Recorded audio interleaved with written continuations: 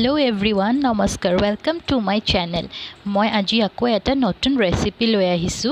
আজি मैं गुलाब जामुनर रेसिपि লৈ আহিছো। गुलाब जामुन तो সকলোৱে ভাল পায় খায় হয় নাই। আজি मैं पाउडर गाखिरৰে কেনেকৈ অতি সহজতে আমি ঘৰতে गुलाब जामुन বনাব পাৰো। আহকচোন তেন্তে আমি ৰেচিপিটো লৈ যাওঁ। তাৰ বাবে মই ব্যৱহাৰ কৰিছো 1 কাপ গৰু গাখীৰ, 1 কাপ पाउडर गाखीर আৰু 1 টেবুল চামুচ ঘিউ।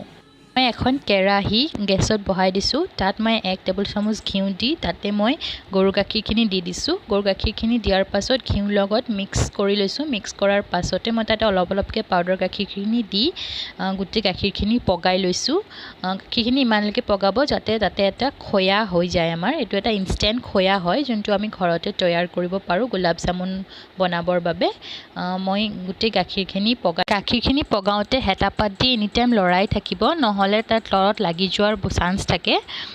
কাৰণ খয়াটো বহুত জলদিয়ে তলত ধৰি যায়। সো গেছৰ ফ্লেমটো সদায় লোত ৰাখিব। লো ফ্লেমত ৰাখি গাখীৰখিনি ধুনীয়াকৈ পগাই ল'ব। এয়া চাং মোৰ খয়া ৰেডি হৈ গৈছে। এয়া মোৰ খয়াখিনি ৰেডি হোৱাৰ পাছত মই সুগাৰ সিৰাপটো বনাই ল'ম। তাৰ বাবে মই 2 কাপ চেনি আৰু 2 কাপ পানী দিছো। পানী দি গেছত উতলাই লৈছো। উতলাই লোৱাৰ পাছত মই তাতে 2টা ইলাচি ভাঙি দিছো। ইলাচিটো মই কেৱল গোন্ধ আহিবৰ বাবে দিছো। নি বনাই মই থৈ ইয়াতে খয়াখিনি মই এখন থাললৈ ট্ৰান্সফাৰ কৰি লৈছো। থালখনলৈ ট্ৰান্সফাৰ কৰাৰ পাছত মই খয়াখিনি ভালকৈ মঠি ল'ম যাতে তাত কোনো ক্ৰেক নাথাকে। মই খয়াখিনি মঠুতে 2 চামুচ ময়দা আৰু আধা চামুচতকৈ অতি কম মই বেকিং পাউডাৰ দিছো। আপোনালোকে বেকিং পাউডাৰহে দিব, বেকিং সোডা কিন্তু ব্যৱহাৰ নকৰিব। দি মই খয়াখিনি ধুনীয়াকৈ মঠি লৈছো। মই ইয়াত ভিডিঅ'টোত দেখুৱাৰ দৰে আপোনালোকে মঠি ল'ব। মঠাৰ পাছত আপোনালোকে অকমান অলপ যোনটো গৰু গাখীৰ আছে ন 2 চামুচ গৰু গাখীৰ দি মঠিব। ময়ো তেনেকৈ 2 চামুচ গৰু গাখীৰ দি মঠি লৈছো। মঠিব ইমানলৈকে যাতে মঠি থাকিব যাতে খয়াখিনি বহুত ধুনীয়াকৈ তাত কোনো লাম্পছ নোহোৱাকৈ বা তাত কোনো ক্ৰেক নোহোৱাকৈ এটা ধুনীয়া ডো তৈয়াৰ হৈ যায়। যোনটো আমি ৰুটি বনাবলৈ যোনটো ডো বনাও ন সেই তেনেকৈ যাতে তৈয়াৰ হৈ যায়। ইয়াক মই 2 চামুচ গাখীৰ দি পেলাই আকৌ খয়াখিনি মাৰি লৈছো।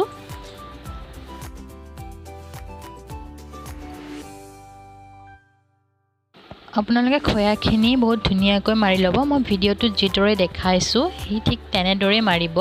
একদম মোহাৰি মাৰিব। অলপ হাতত লাগি যোৱা চান্স থাকে, সেইবাবে হাতত ঘি নহলে ৰিফাইন অইল ঘঁহি ল'ব। ঘি ঘঁহি ল'ব। ৰিফাইন অইলতকৈ ঘিটো বেছি ভাল হয়। ঘঁহি ল'ব আৰু থালখনতো অকমান ঘি ঘঁহি ল'ব যাতে তাত লাগি যোৱাৰ কোনো চান্স নাথাকে। তাতে যদি আপোনালোকৰ দৰকাৰ হয় তেনেহলে আৰু 1 চামুচ ময়দা দি পেলাই আপোনালোকে আৰু অকমান মাৰি ল'ব। মই ভিডিঅ'টো যেনেকৈ দেখাইছো আপোনালোকে তেনেকৈ বহুত ধুনীয়াকৈ মাৰি ল'ব। এটা সফট ডো তৈয়াৰ কৰি ল'ব যাতে ডোটোত কোনো ক্ৰেক নাথাকে।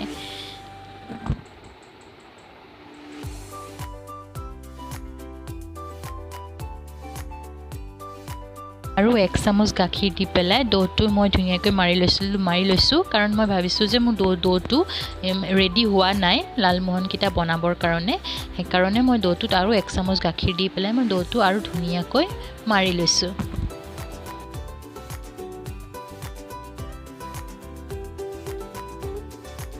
এয়া চাওক মই ভিডিঅ'টোত দেখুৱাৰ দৰে আপোনালোকে ডোটো এনেকৈ মাৰিব লাগিব। এয়া মই এতিয়া অকমান উলিয়াই পেলাই চাই ল'ম যে ডোটোত হৈছে নে নাই। এনেকৈ আপুনি ধুনীয়াকৈ হাত দুটাৰ মাজত এনেকৈ ধুনীয়াকৈ লাৰু এটা বনাই ল'ব আৰু চাব যদি তাত কিবা ক্ৰেকছ আহিছে তেনেহলে আপোনালোকৰ ডোটো হোৱা নাই। মোৰ এই ডোটোত অলপমান ক্ৰেকছ অহা নিচিনা লাগিছে, সেইকাৰণে মই আৰু অলপমান টাইম মাৰি ল'ম আৰু 2-3 মিনিটমান মাৰিলে মোৰ ডোটো ৰেডি হৈ যাব। চাওক মই আকৌ এবাৰ মাৰি লৈছো। এতিয়া মই আকৌ চাম যে মোৰ ডোটো ৰেডি হ'ল নে নাই। মই এনেকৈ অকমান তাৰ পৰা লৈ 2টা হাতৰ মাজত মই ধুনীয়াকৈ এনেকৈ লাৰু নিচিনাকৈ বনাই লৈছো।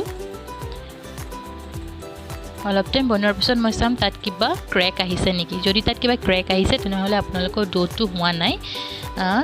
আকৌ আপোনালোকে অলপ টাইম মঠিব পাৰে অকমান গাখীৰ দি পেলাই।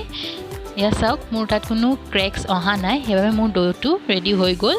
আৰু মই বাকীকেইটা ডো এনেকৈ বনাই ল'ম ধুনীয়াকৈ।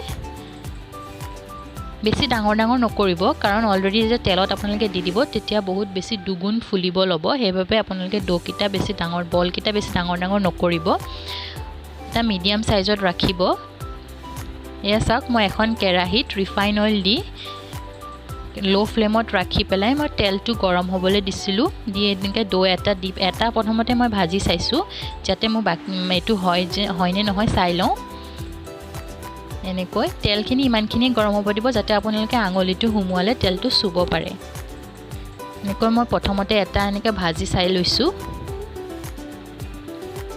এইটো চাওক মোৰ প্ৰথমৰটো ধুনীয়াকৈ হৈ গৈছে এইটো মোৰ ফাৰ্ষ্টৰ যোনটো গোলাপ জামুন হয় হেতু মোৰ হৈ গৈছে মই এইটো এতিয়া সুগাৰ সিৰাপখিনিত দি দিম তো মই সুগাৰ সিৰাপখিনিত দি দিম আৰু মই বাকি কিটাও তেনেকৈ ঠিক তেনেদৰে মই ভাজি লম আপোনালোকে সদায় যোনটো গেছৰ ফ্লেমটো হয় ন ফ্লেমটো সদায় লো ফ্লেমতে ৰাখি ভাজিব নহলে বাহিৰৰ ফালৰখিনি আপোনাৰ সিজি যাব আৰু ভিতৰটো নিখিজিব তেনেকুৱা হৈ থাকিব সেইকাৰণে লো ফ্লেমত ধুনীয়াকৈ এনেকৈ লৰাই লৰাই ভাজি ল'ব এয়া চাওক মই বাকি কিটা মই ধুনীয়াকৈ ভাজি লৈছো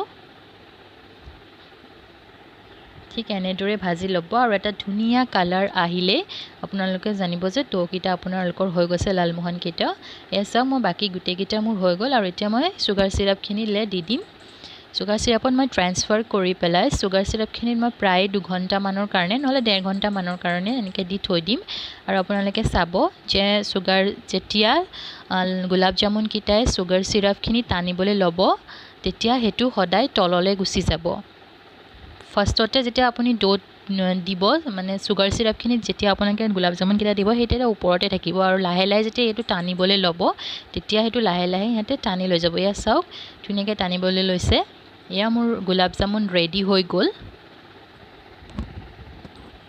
মোৰ গোলাপ জামুন ৰেডি হৈ গল ধুনীয়াকৈ সুগাৰ সিৰাপখিনি টানিবলৈ ল'লে মই আপোনালোকক এতিয়া এটা গোলাপ জামুন ধুনীয়াকৈ দেখাম যে এটো ভিতৰ ফালৰ পৰা কেনেকুৱা হৈছে বা মানে ভিতৰটো সফট হৈছে নাই চাওক মই ধুনীয়াকৈ আপোনালোকক এটা ভাঙি দেখাইছো যে ভিতৰটো ইমান ধুনীয়া সফট হৈছে ঠিক এনেদৰে আপোনালোকো গোলাপ জামুন ঘৰতে অতি সহজতে আৰু অতি কম সময়তে বনাই পেলাই খাব যদি আপোনালোকে মোৰ ৰেচিপিটো ভাল পাইছে তেনেহলে আপোনালোক সকলোৱে এবাৰ বনাই পেলাই চাব আৰু লগতে মোৰ যোন ভিডিওটো এবাৰ লাইক কৰি দিয়ক শেয়াৰ কৰি দিয়ক কমেন্ট কৰক আৰু লগতে মোৰ চেনেলটো সাবস্ক্ৰাইব কৰি দিব যাতে মই আৰু নতুন নতুন ভিডিও লৈ আপোনালোকৰ মাজলৈ আহিব পাৰো ধন্যবাদ